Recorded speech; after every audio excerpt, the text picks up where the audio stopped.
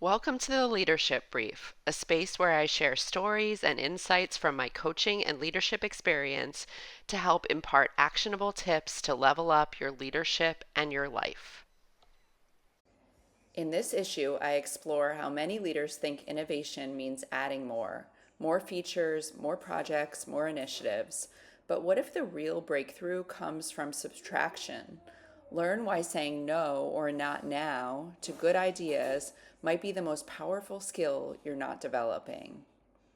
When my oldest son learned to ride his bike, he mastered it in one joyful hour instead of the weeks it took me as a child. Ryan McFarland's invention of the Strider balance bike is what helped him learn so quickly. The balance bike succeeded through subtraction, not addition. Instead of adding training wheels, they removed the pedals, which helped children develop balance at a much younger age, around 3 in my son's case. By the time he tried a pedal bike at 5, he was so far up the learning curve that the next step felt incremental. It's a lesson in one of the most underutilized levers for innovation, subtraction, fighting the addition bias. We have a cognitive bias towards adding rather than subtracting. Psychologists call this the addition bias. Our tendency to believe that action through addition is more valuable than action through removal. In organizations, that shows up as teams piling on new initiatives, new processes, new tools, rather than questioning what they should stop doing. Of course, removing pedals from a bike is different from removing tactics from your launch plan, but the principle remains the same. Sometimes the path to mastery requires taking things away, not adding them on. Even with AI promising to make us all more efficient, I see teams using extra capacity to learn these tools while taking on even more work to prove their value. This leads to them sacrificing space to think, innovate, or simply be. The real opportunity lies in subtraction.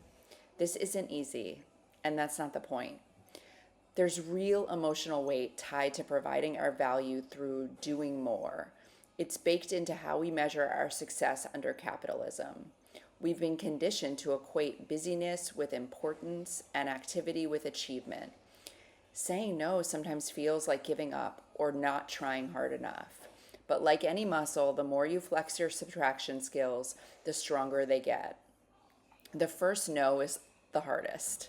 Once you see that nothing breaks, the next no is that much easier. How to practice organizational subtraction. First, make opportunity cost explicit and quantify it. Before greenlighting any new initiative, force the conversation.